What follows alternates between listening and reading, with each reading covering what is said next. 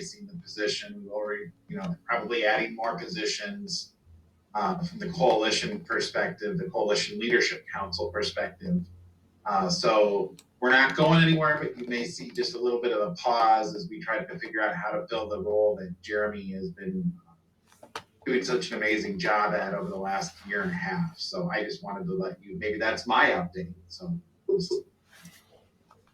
Great, thanks, Dave. Appreciate it. And Sheila, I think you are the last person. I don't think I missed it. Sheila Cascaden. I am Olmsted County Commissioner. I serve on the coalition representing Olmsted County, and on the HRA board because of the county role there. There's as you've heard, there's just lots of things going on with housing, and I think I was very pleased in a conversation that I was having yesterday with Councilmember Keene and others on a call that Dave Beal said that he finds this alliance to be useful. And we're going to have a question for you later in the agendas. What would you like to see on these alliance agendas? We're intending to go ahead and meet again in February, even though we won't have Jeremy there as our staffer. But we think that there's enough going on with housing and a lot of things under development that we need to continue to meet. And then in February, today we'll be asking you, what are the issues that you would like to see on our future agendas? And that'll help us decide, are we going to continue on this monthly pattern? Or some people have suggested we could go to quarterly, or we could go to bi-monthly. And that really is your decision. And, the coalition supports this alliance, this information sharing. My personal intention would be that we find a place that we really can have, we can take collective action on affordable housing, and we can set some broad goals as a community around affordable housing. You all know better than I can ever articulate that it is enormously complex, and we need lots of different players and lots of different actors, but we also should be working toward one kind of common set of goals. How do we measure our success as a community in dealing with the affordable housing issues? Each of our organizations has its own measures of success, and each of our organizations should be contributing to that community measurement of what are we trying to accomplish. And it has, as you've heard today, health implications, it has workforce implications, it has economic implications. And so having all of you cross-sector come together and have the conversation, whether from an advocacy perspective, from a builder's perspective, I think we can have a different kind of conversation here than we can have within city government, county government, or each of our organizations. So the question really is, this alliance has been around for 2 or 3 years now. The coalition is saying, what are we looking to for the future? And I think it's time for the alliance to have kind of that same conversation. So as you'll see, we will be asking what you want in future agendas, and in February we'll be looking to have a conversation about our future as alliance. I note that Councilmember Keene has welcomed Kevin Bright to the meeting, and Kevin, welcome. Glad you're with us. We're going to move on to the next section of our agenda. We really will invite you we've done a round robin of people introducing themselves and then giving any progress reports or updates on what they're doing in relationship to housing. So Jeremy, if it's okay, can we invite Kevin to do the same? So Kevin, are you with us? Yeah, I'm here. Sorry for being late. I triple booked this morning. We get that. We understand. Things that the DMC is working on is one, we are happy to welcome Wafa to the DMC EDA team. I think she's joined the meeting this morning. I think is here to help us think through a housing strategy in order to build and kind of deliver on the goals through the market demand studies that have been established for the rapid transit circulator downtown, among others.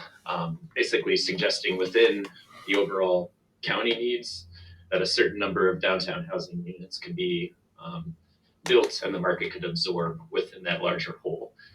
So that's what Wafa and I and others are starting to put our collective thoughts together on. And that is not just market rate housing downtown, but also affordable housing, and something we're looking very closely at too is affordable home ownership. So that's really what our work is going to be focused on over the upcoming months. I guess one other thing I would mention too is Part of this is recruiting developers in this arena to Rochester that are interested in kind of delivering on these as well, both within Rochester and external to Rochester.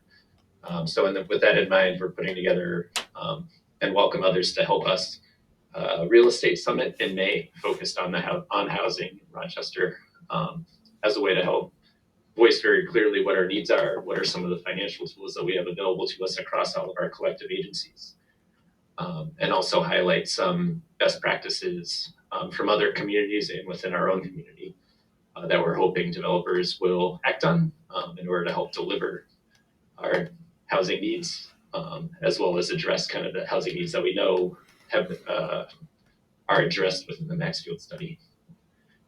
Hopefully that made sense. But thank you. I'm glad you joined us in the nick of time to give us that update. So thank you.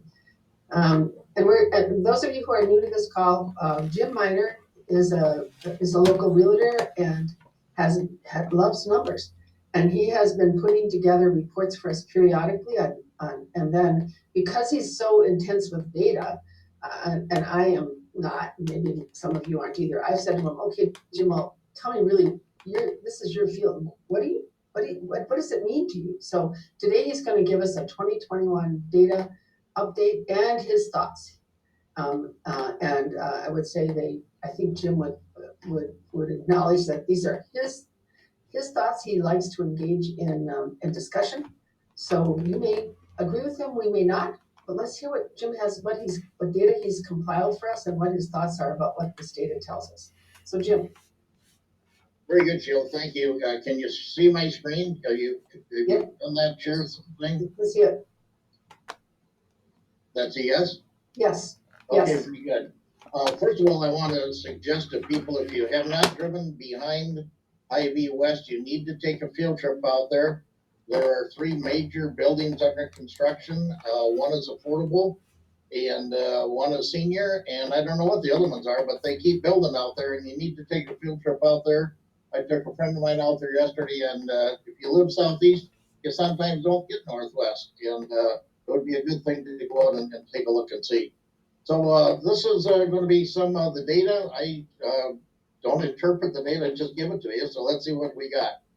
Oh goodness, now we're not moving. Was moving a minute ago.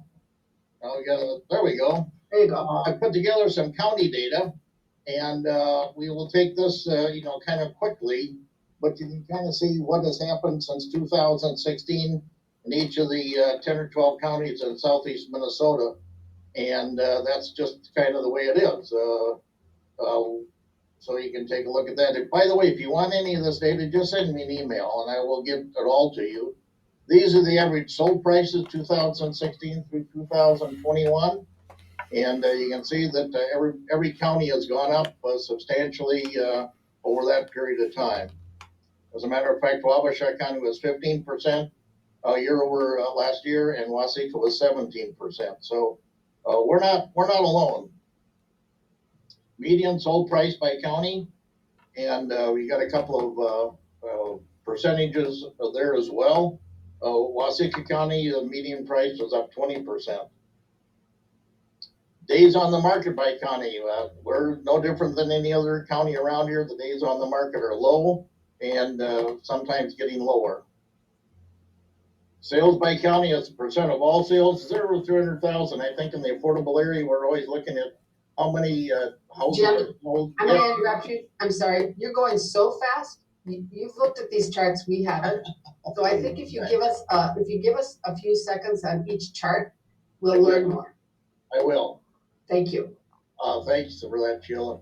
This tells you how many sales are under $300,000 in each of the counties, and you can see that in Freeborn County is 92% of their sales are under 300,000, and in Olmsted and Rice it's down to 56%. So we don't sell as many houses under 300,000 here as certainly some of the surrounding counties do, and that's just another data point that you can look at.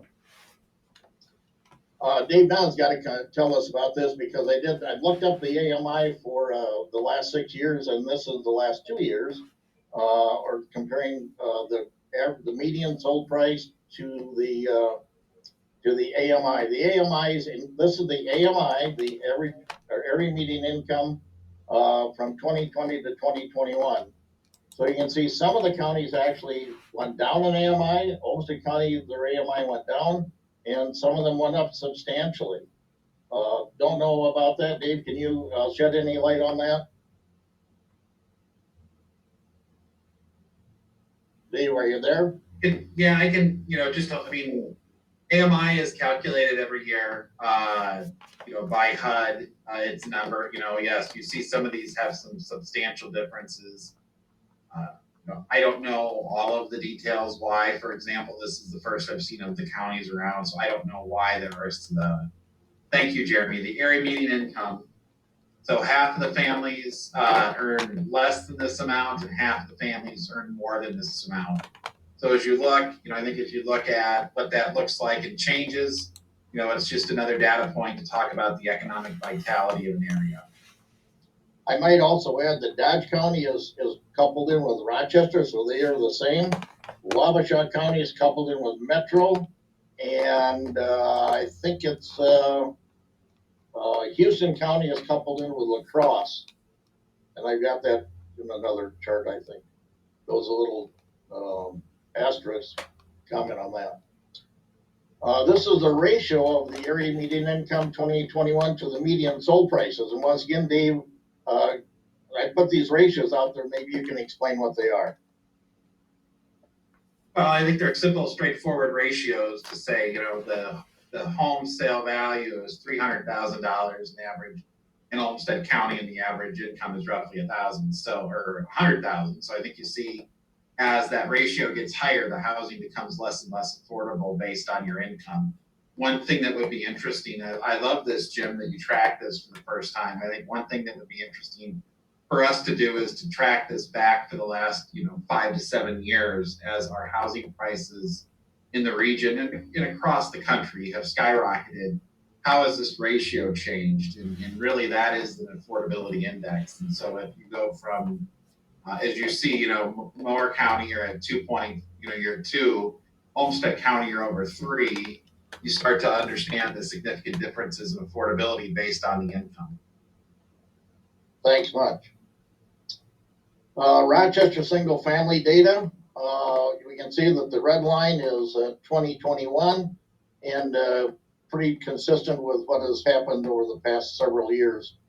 We did have that unique one in 2019 in August, which was a greater sales than in June.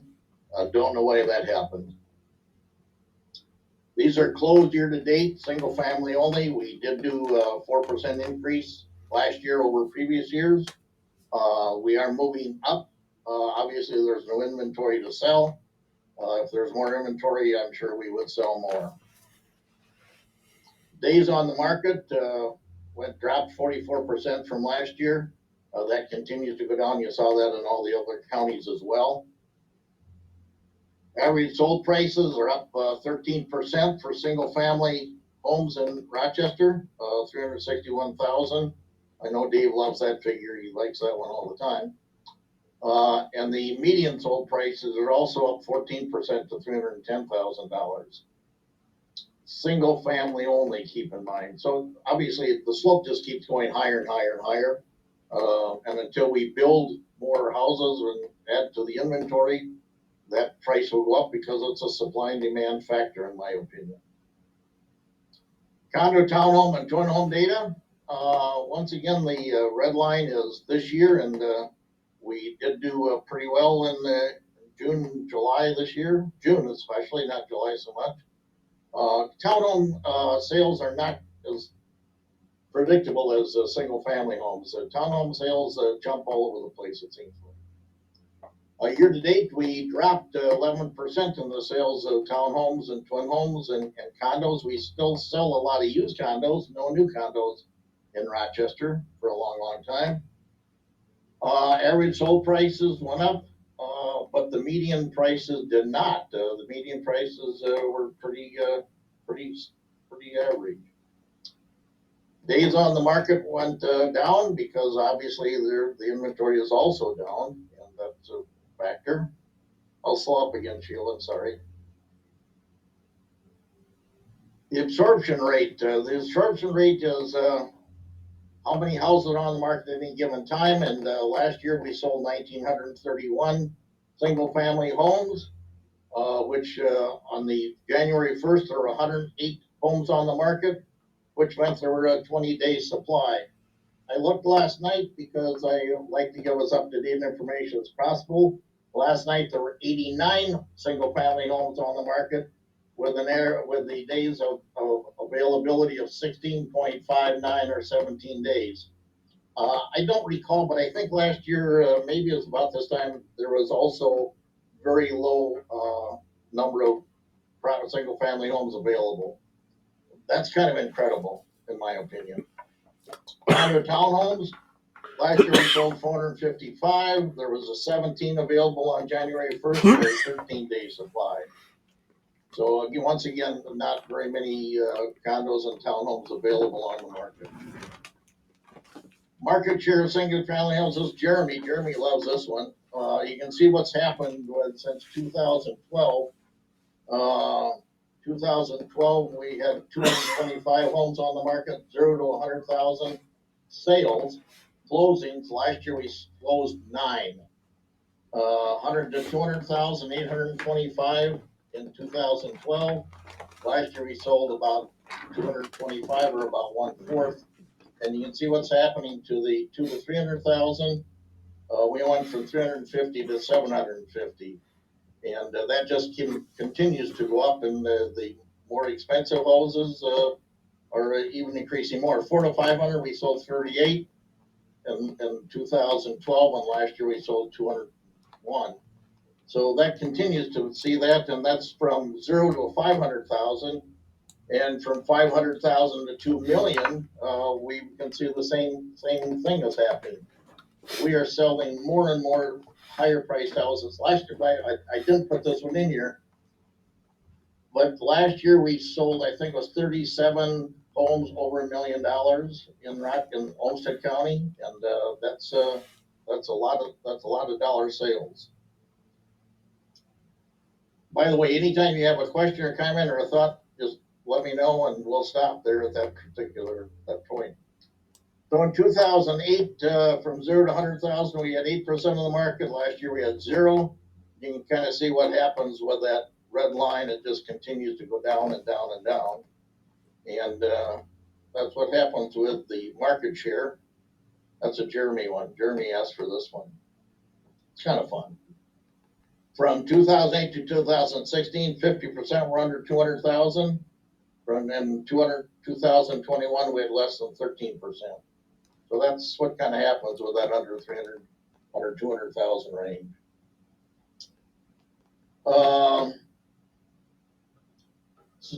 I can't see the top of the screen, so I don't know what this one is. 2008, that must be the market share. The black lines are 2021. The red line is the average market from 2008 to 2021. So black line says last year we had 0% under 100,000. The average has been 7%. And so you can see what's happening from the average to what has happened last year. 2020, if I just click my clicker, I would know what's going on. 2021 is black, average is 2008 to 2021. Days on the market, average 2008 to 2021. Once again, you can see the lesser expensive houses stay on the market very, very little time. 200 to 300,000 days on the market was 13. So, and that includes some inspection time as well.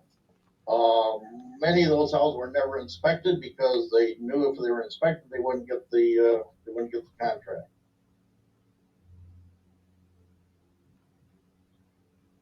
Building permits. Single family building permits were up a little bit last year. We're up actually 21%. That's good. So we were building more new construction last year than we did the previous year. But you can see it's been fairly static since 2018. Not a lot of difference.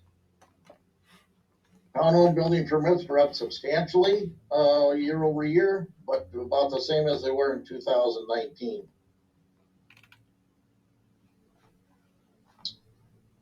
Questions or thoughts? Go ahead, fire away. By the way, I always enjoyed when somebody asked me a question, why is it this way? I really don't know. These are data that I collect from Northstar MLS. And sometimes I will go out to the certificate of real estate value to make sure that, for example, that's where I found the homes over $1 million through the certificate of real estate value. Question or comments? And by the way, if anybody wants all of these, let me know. I see 3 folks have their hands up. I'm not sure in what order, so I'm gonna go by my screen. We'll go to Helen Locke, and then Patrick, and then Paula. Okay, my question has to do with whether there's any way to understand, maybe through applications for rental certificates or whatever, whether the perceived, at least, if not real, investor-owned B&B kinds of impact on the market, if that is focusing more on those lower, is it affecting the lower income, lower value homes in a way that would reduce even more our affordable housing options? There's no way I could do that. Sharon is certainly trying it through the survey that she has sent out, and I don't know how many she sent out. I did have one of my clients call me and say, "What's this information? I got these 6 surveys from the city. What are they trying to do?" And I assured him to try to fill those out as well as he could. I'm not sure he did, but Sharon, you might have some information on that.